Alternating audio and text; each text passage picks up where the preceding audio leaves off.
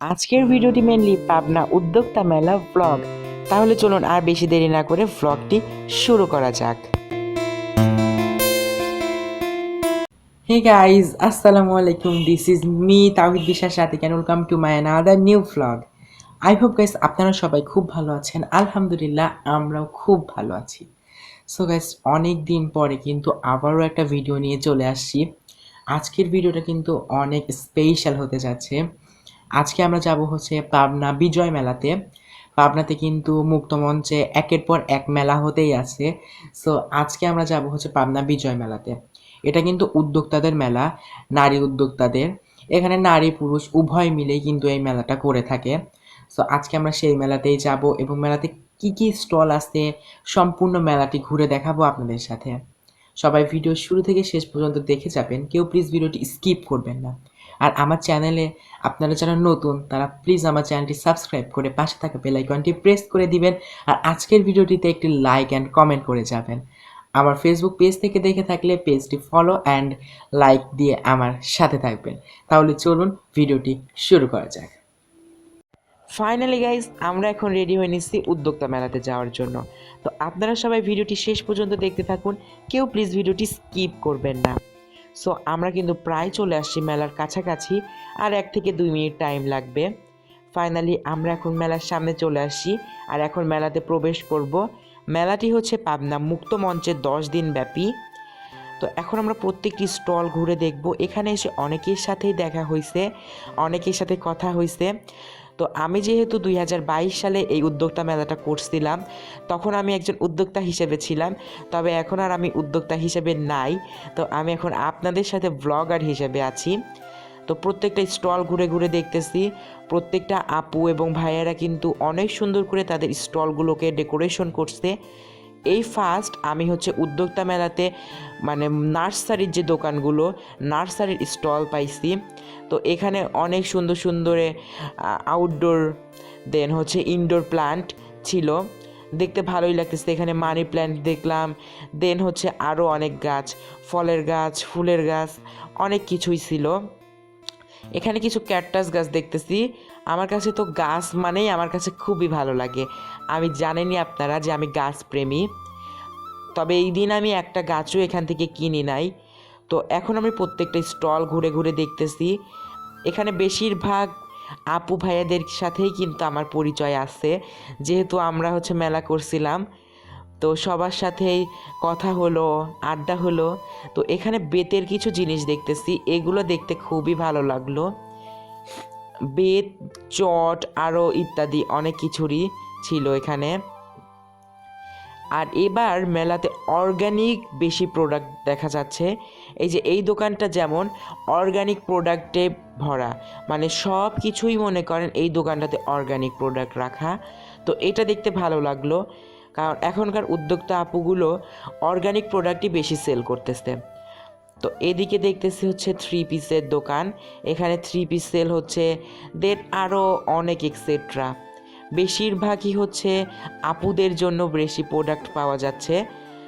তো আমরা শুধু আমার এখানে কেনাকাটার জন্য কিছুই কিন্তু নাই, আমি কিন্তু শুধুমাত্র আসছি আপনাদের জন্য ভিডিওটা শেয়ার করার জন্য।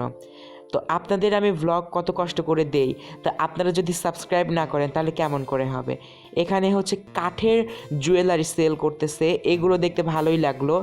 এখানে বেশিরভাগই কাঠের জুয়েলারি।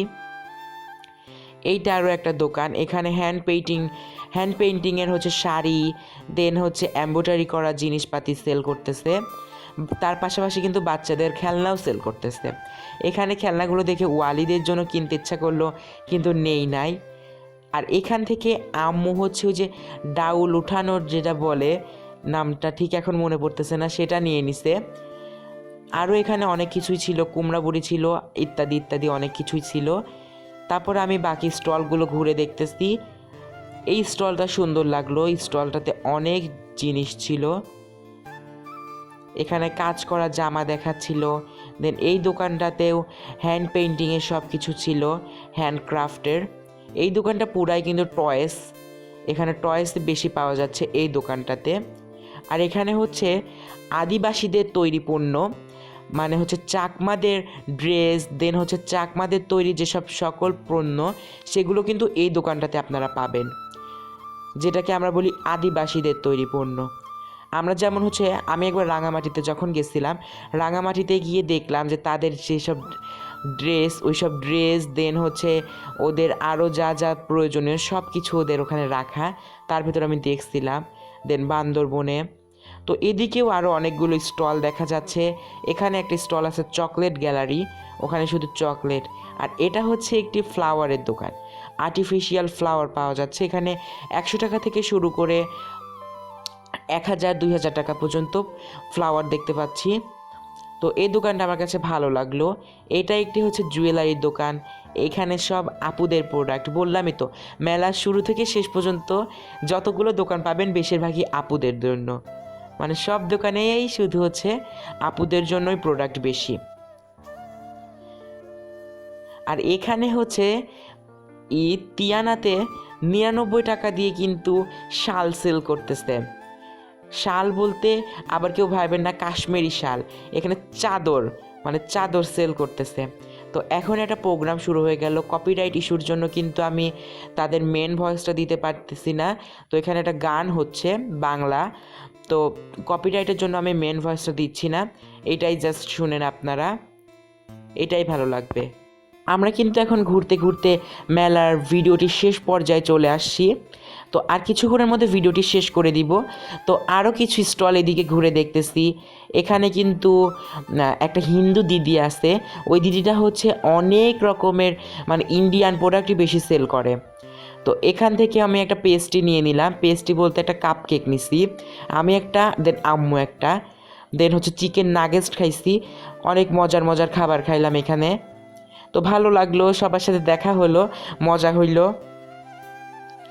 তো এখন ঘুরতে ঘুরতে নেক্সট আরও একটি স্টলের কাছাকাছি চলে আসছি।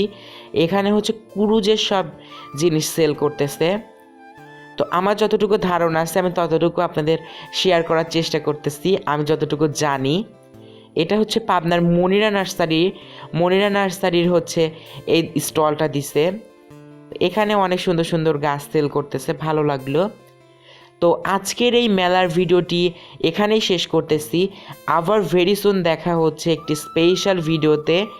সো আমরা হচ্ছে রূপকথা রিসোর্টে একটি ভিডিও করতে যাব, তো ওইটাতে দেখা হচ্ছে। ততক্ষণ পর্যন্ত সবাই ভালো থাকুন, সুস্থ থাকুন, আবারও দেখা হবে ভেরি সুন।